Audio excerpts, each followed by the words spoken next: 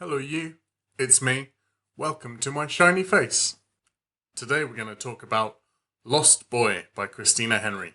This book sat on my TBR pile for about 3 years because I am that bad at reading the books I own and not just buying more.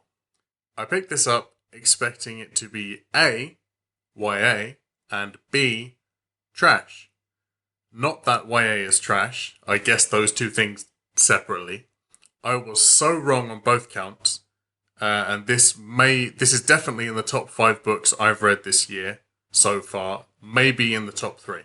I'm absolutely blown away. I'm really mad at myself for having put it off for such a long time, and I'm really impressed with this book for so many reasons.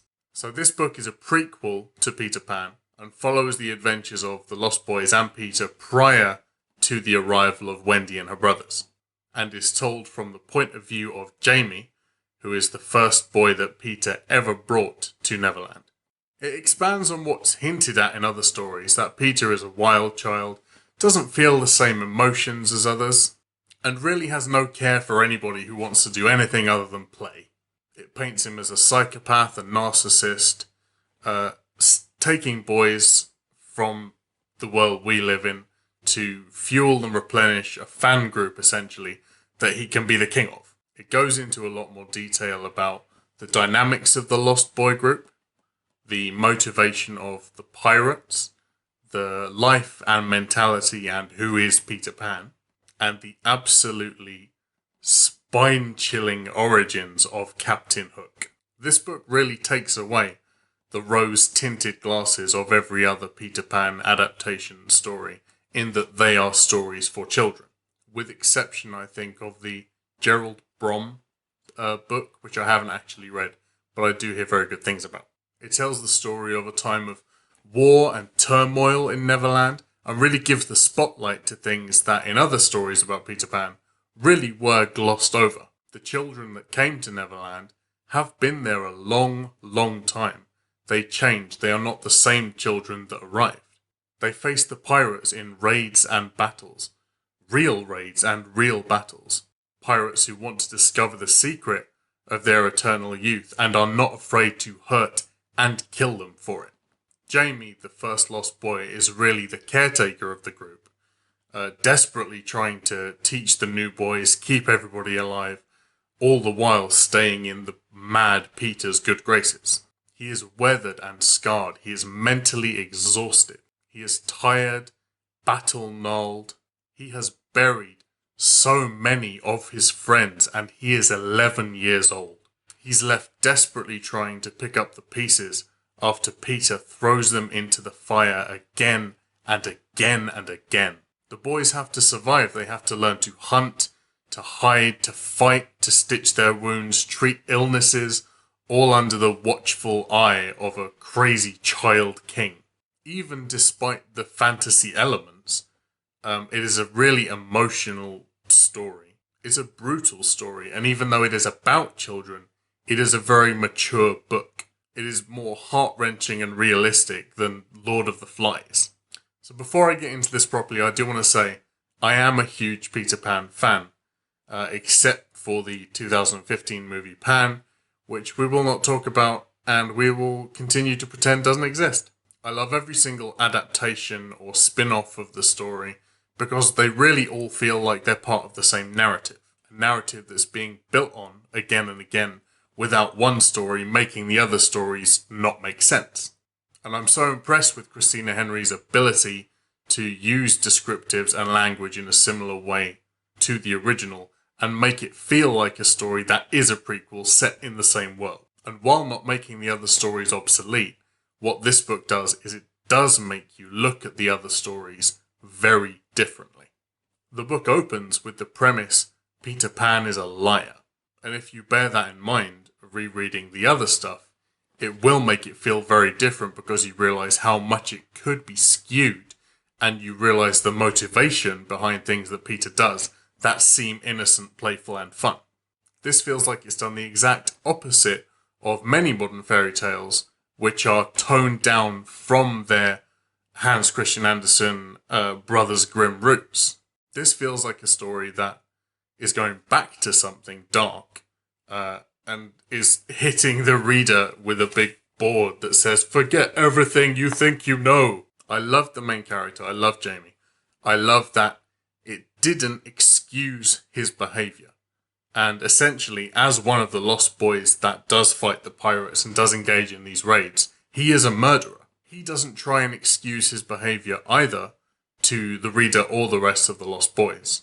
And as through the course of the book he gets more disenchanted with Peter Pan, the narrative and mentality of Jamie change a lot, and the boy at the end of the book is a very different child than on page 1.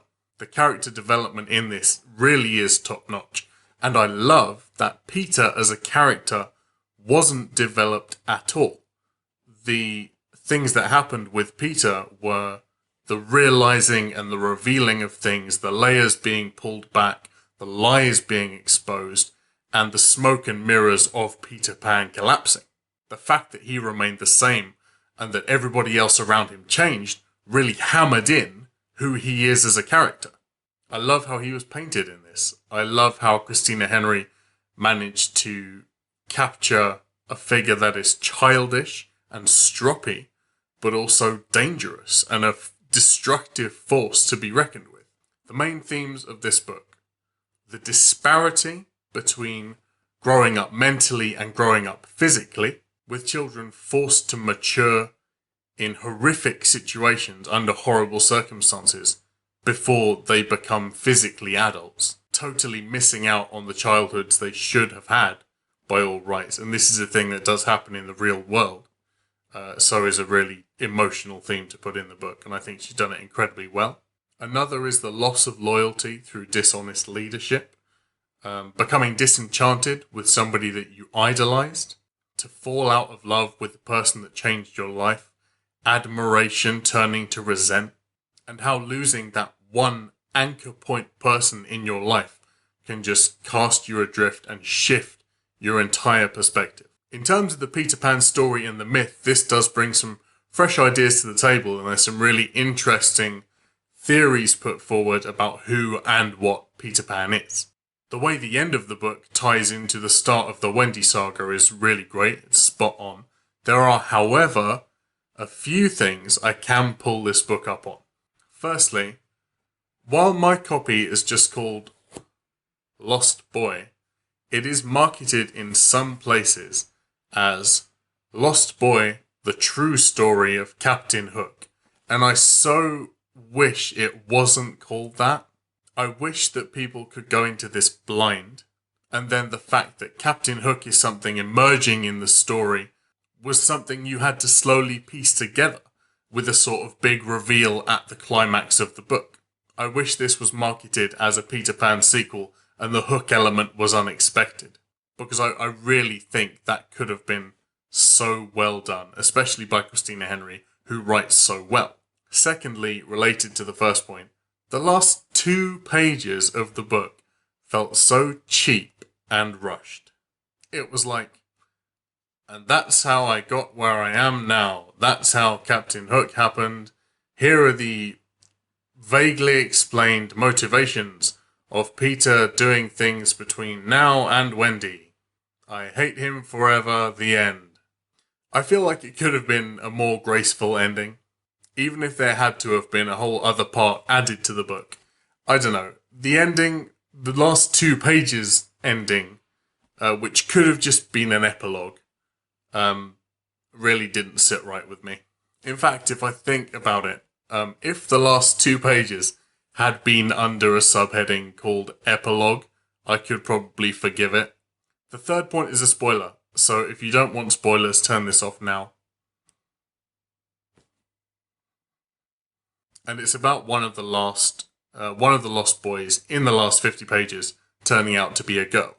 An almost romance ensuing between her and Jamie, which lent absolutely nothing to the plot. The only thing it could potentially have led to the plot was sort of a final nail in the coffin of, here's something you could have experienced and now will never get. Peter has taken that away from you. And I feel if a bigger chunk of the book had been devoted to developing this person as a character, it could have worked. but what it felt like was a no personality female token character thrown in right at the end to get a reaction out of Peter, which essentially lasted one paragraph. Despite those three things, which spoiled the last little bit for me, I really loved this book. It was fresh, inventive, carried on the narrative of one of my favourite stories. I don't think those things are even enough for me to knock off a star, so I'm going to give this 5 stars. It was amazing. It captured the personalities of children, and they really felt like children, which is not an easy thing to do. It's not as easy to do as it sounds as a writer. It felt like Christina Henry was invested in this story, invested in honouring it, doing it justice, and she did a brilliant job. Highly recommend this book.